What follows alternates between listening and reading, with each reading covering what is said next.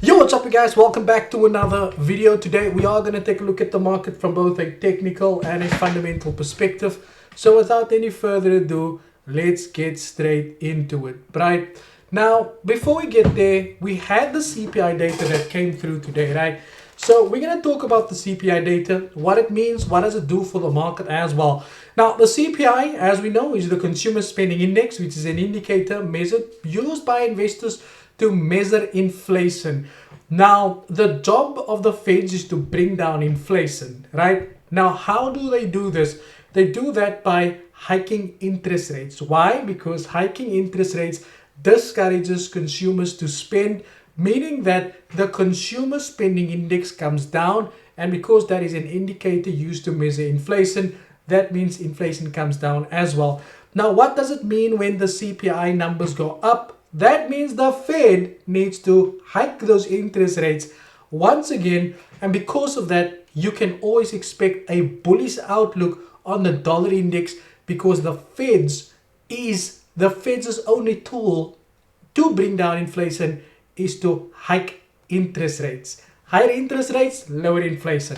That's it. So let's get to this article over here from CNBC quickly. It says consumer prices rose 0.3% in December, higher than expected, pushing the annual rate to 3.4%. Just when you thought things was getting better, things actually got worse. Now that gives us an indication, because now I'm not an investor.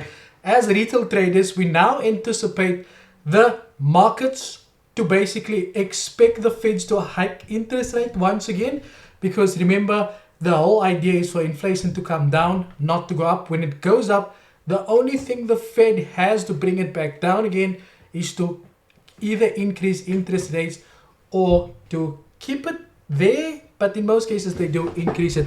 So let's go over to a technical analysis. Hi, Nasdaq Ninja, my friend.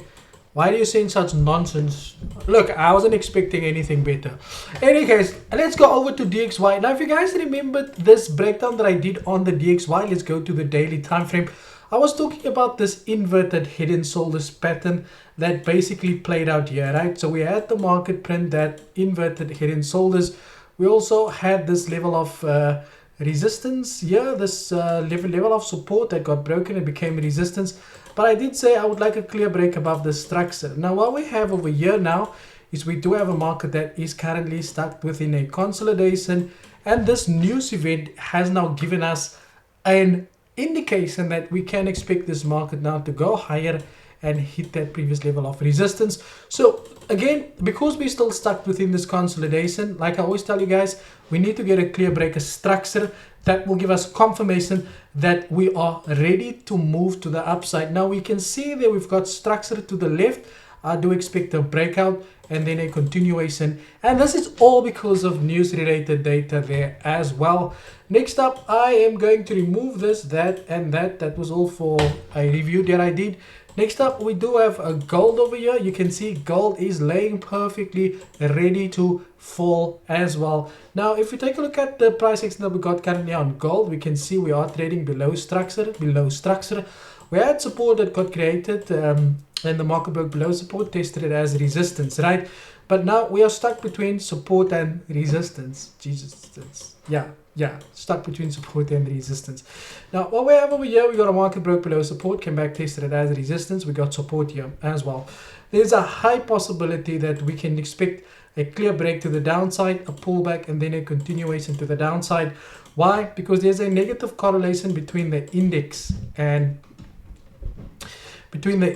precious metals, commodities, and indices. So if you expect the dollar index to increase in value, you normally expect these things to decrease in value, including the Dow Jones.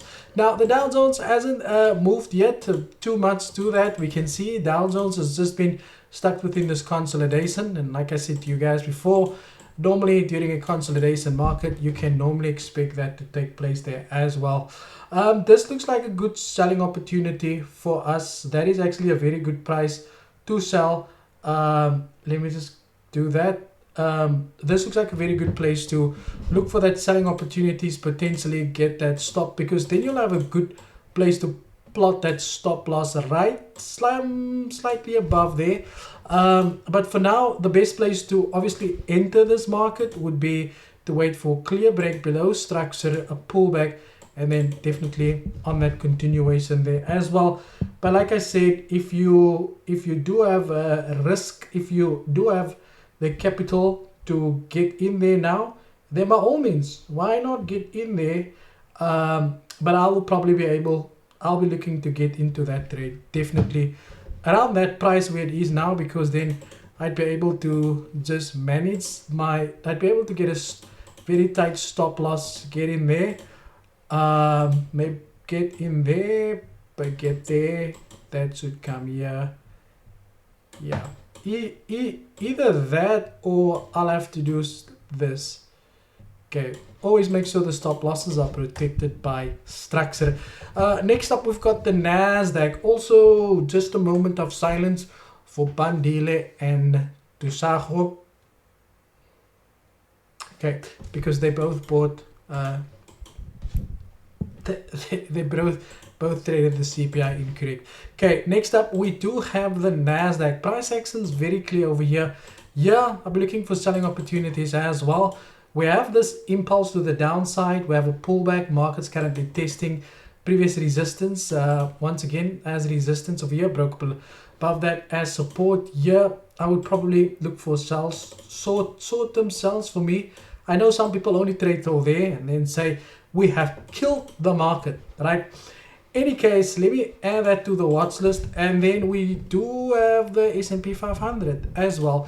These are all clear indications. There I was wrong, but these are all clear indications that we can expect the market to continue. But you can see here, we have to make sure we get into bearish territory. In a situation like this, I would probably say the best place to trade here is to wait for a clear break below that structure, and then definitely continue this move to the downside. Guys, that is it from my side. Thank you for your time, and as always, cheers for yes.